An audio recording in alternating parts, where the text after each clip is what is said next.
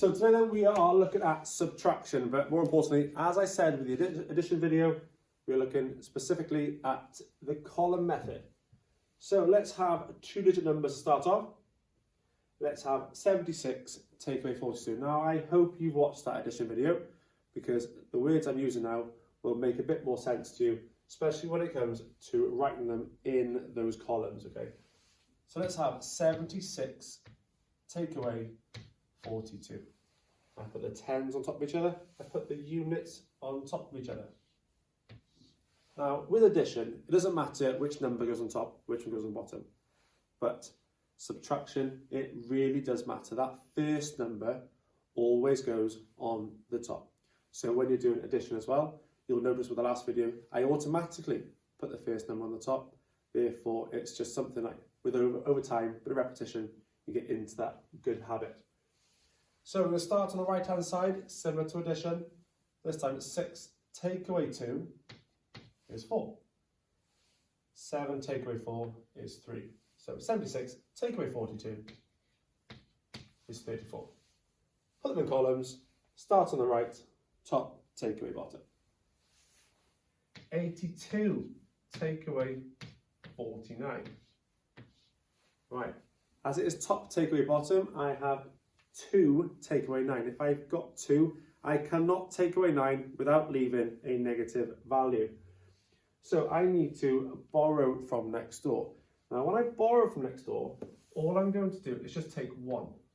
Okay, so when I cross the 8 out, that is now a 7. And that 1 I borrowed joins the 2 to make 12, because I've borrowed a 10 value. So that makes 12. 12 take away 9 is 3. Now this 8 is now a 7. 7 take away 4 is 3. So 82 take away 49 is 33. Those are two-digit numbers. Now we can look at exactly the same with three-digit numbers.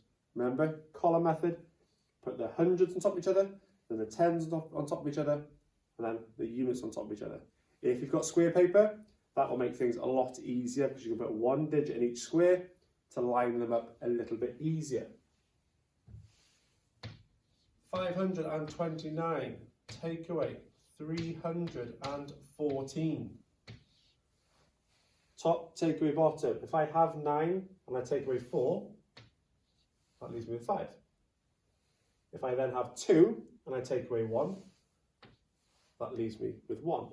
And then 5 take away 3 is 2.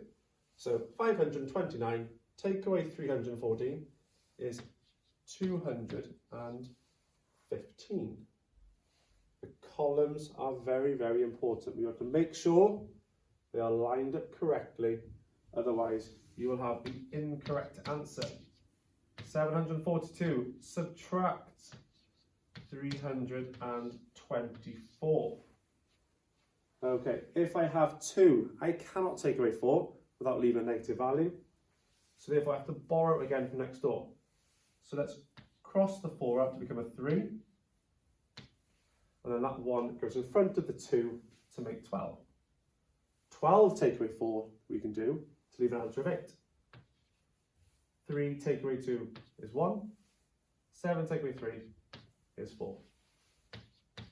So 742 take away 324 is 418. Now, the common mistakes I see on a daily basis is people just pick the bigger digit and then subtract the smaller digit to have 4 take away 2. Remember, top take away bottom. If you can't, borrow from next door.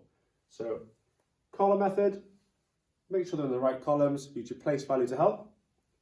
Always start on the right hand side, and if the top digit is small, borrow from next door. Good luck, hope it helps.